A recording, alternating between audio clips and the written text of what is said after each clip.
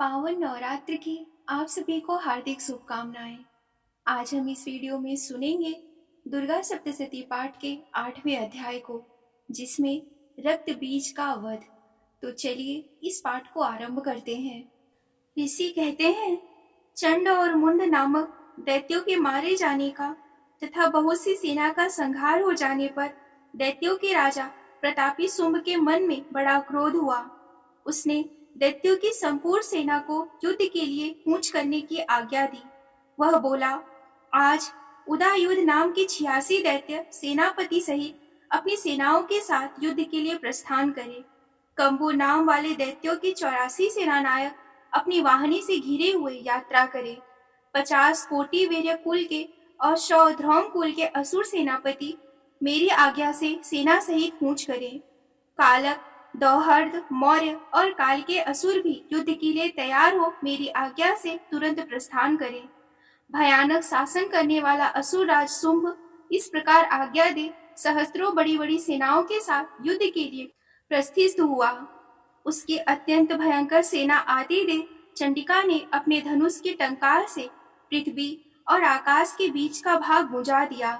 राजन, तदंतर देवी के सिंह ने भी बड़े जोर जोर से दहाड़ना आरंभ किया। फिर अंबिका ने घंटे के शब्द से उस ध्वनि को और भी बढ़ा दिया।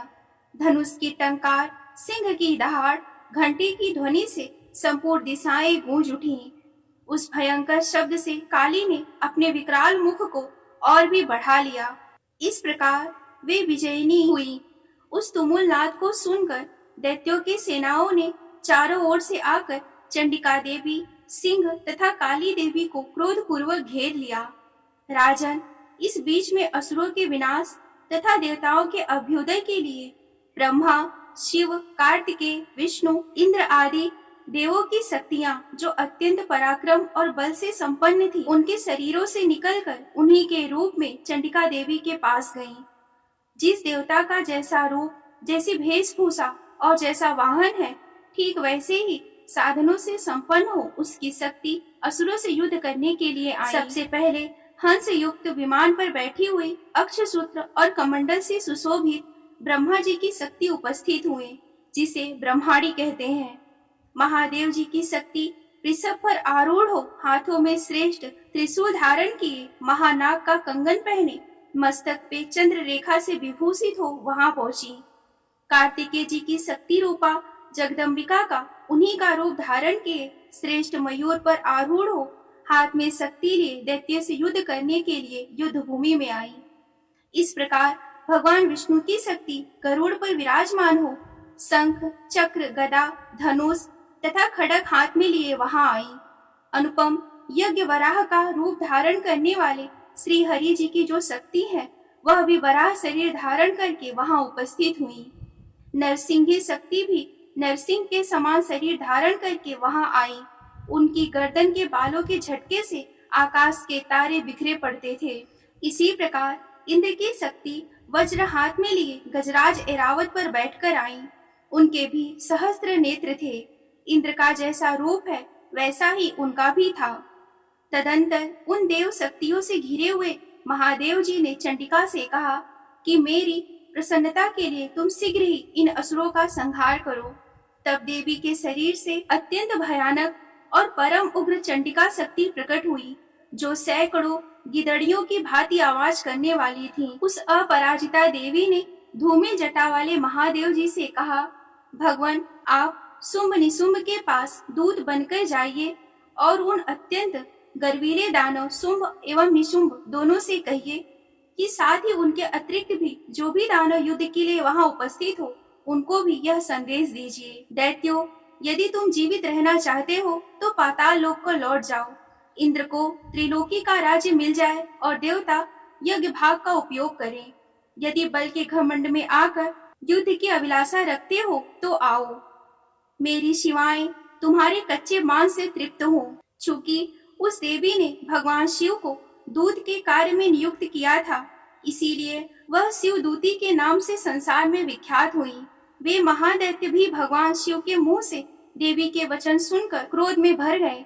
जहाँ कात्यायनी विराजमान थी उस ओर बढ़े। तदंतर वे दैत्य अमरस से भरकर पहले ही देवी के ऊपर बाण, शक्ति, सृष्टि आदि अस्त्रों से वृष्टि करने लगे। तब देवी ने भी खेल खेल में ही धनुष की टंकार की और उससे छोड़े हुए बड़े बड़े बाणों द्वारा दैत्यों के चलाए हुए बाण, सूल, शक्ति और फरसों को काट डाला। फिर काली उनके आगे होकर शत्रुओं को सूल के प्रहार से विदीर्ण करने लगी और खड़गवांग से उनका कचूमर निकालती हुई रणभूमि में विचरने लगी। ब्रह्माणी भी जिस जिस ओर दौड़ती उसी उसी ओर अपने कमंडल का जल छिड़क कर शत्रुओं के ओज और पराक्रम को नष्ट कर देती थी। माहेश्वरी ने त्रिशूल से तथा वैष्णवी ने चक्र से और अत्यंत क्रोध में भरी हुई कुमार कार्तिकेय की शक्ति से दैत्यों का संहार आरंभ किया। इंद्र की शक्ति वज्र प्रहार से विदीर्ण हो सैकड़ों दैत्य दानव रक्त की धारा बहाते हुए पृथ्वी पर सो गए। वराही शक्ति ने कितनों को अपनी थूथन के मार से नष्ट किया, दाढ़ों के अग्रभाग से कितनों की छाती छेद डाली और कितने ही दैत्य उनके चक्र की चोट से विदीर्ण होकर धरती पर गिर पड़े। नरसिंही भी दूसरे दूसरे महादैत्यों को अपने नखों से विदीर्ण करके खाती और सिंहनाद से दिशाओं एवं आकाश को गुजाती हुई युद्ध क्षेत्र में विचरने लगी। कितने ही असुर शिवदूती के प्रचंड अट्टहास से अत्यंत भयभीत होकर पृथ्वी पर गिर पड़े और गिरने पर उन्हें शिवदूती ने उस समय अपना ग्रास बना लिया। इस प्रकार क्रोध में भरे हुए मात्र गणों को नाना प्रकार के उपायों से बड़े बड़े असुरों का मर्दन करते देख दैत्य सैनिक भाग खड़े हुए। मात्र गणों से पीड़ित दैत्यों को युद्ध से भागते देख रक्तबीज नामक महादैत्य क्रोध में भरकर युद्ध करने के लिए आया। उसके शरीर से जब रक्त की बूंद पृथ्वी पर गिरती तब उसी के समान शक्तिशाली दूसरा महादैत्य पृथ्वी पर पैदा हो जाता। महिषासुर रक्त बीज हाथ में गदा लेकर इंद्र शक्ति के साथ युद्ध करने लगा। तब ऐन्द्री ने अपने वज्र से रक्त बीज को मारा। वज्र से घायल होने पर उसके शरीर से बहुत सा रक्त चूने लगा। उससे उसी के समान रूप तथा पराक्रम वाले योद्धा उत्पन्न होने लगे। उसके शरीर से रक्त की जितनी बूंदें गिरी उतने ही पुरुष उत्पन्न हुए। वे सब रक्त बीज के समान ही वीरवान, बलवान और पराक्रमी थे। वे रक्त से उत्पन्न होने वाले पुरुष भी अत्यंत भयंकर अस्त्र शस्त्रों का प्रहार करते हुए वहां मात्र गणों के साथ घोर युद्ध करने लगे। पुनः वज्र के प्रहार से जब उसका मस्तक घायल हुआ तब रक्त बहने लगा और उससे हजारों पुरुष उत्पन्न हो गए। वैष्णवी ने युद्ध में रक्त बीज पर चक्र से प्रहार किया और ऐन्द्री ने उस पर दैत्य सेनापति को गदा से चोट पहुंचाई। वैष्णवी के चक्र से घायल होने पर उसके शरीर से जो रक्त बहा उससे जो उसी के बराबर आकार वाले सहस्त्रों महादैत्य प्रकट हुए उनके द्वारा संपूर्ण जगत व्याप्त हो गया। कौमारी ने शक्ति से, वराही ने खड्ग से और माहेश्वरी ने त्रिशूल से महादैत्य रक्तबीज को घायल किया। क्रोध में भरे हुए उस महादैत्य रक्तबीज ने भी गदा से सभी मात्र शक्तियों पर पृथक पृथक प्रहार किया। शक्ति और शूल आदि से अनेक बार घायल होने पर जो उसके शरीर से रक्त की धारा पृथ्वी पर गिरी उससे भी निश्चय ही सैकड़ों असुर उत्पन्न हुए। इस प्रकार उस महादैत्य के रक्त से प्रकट हुए असुरों द्वारा संपूर्ण जगत व्याप्त हो गया। इससे उन देवताओं को बड़ा भय हुआ। देवताओं को उदास देख चंडिका ने काली से शीघ्रता पूर्वक कहा, चामुंडे, तुम अपने मुख और भी फैलाओ तथा मेरे शस्त्रपात से गिरने वाले रक्त बिंदुओं और उनसे उत्पन्न होने वाले महादैत्यों को तुम अपने इस उतावले मुख से खा जाओ। इस प्रकार रक्त से उत्पन्न होने वाले महादैत्यों का भक्षण करती हुई तुम रण में विचरती रहो। ऐसा करने से उस महादैत्य का सारा रक्त क्षीण हो जाने पर वह स्वयं ही नष्ट हो जाएगा।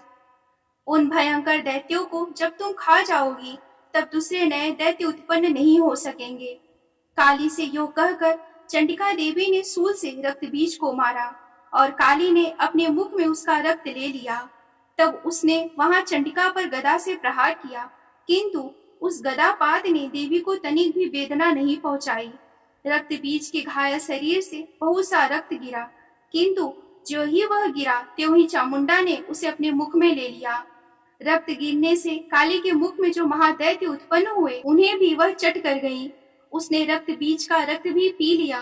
तदंतर देवी ने रक्त बीज को, जिसका रक्त चामुंडा ने पी लिया था, वज्र, बाण, खड्ग तथा रिष्टि आदि से मार डाला।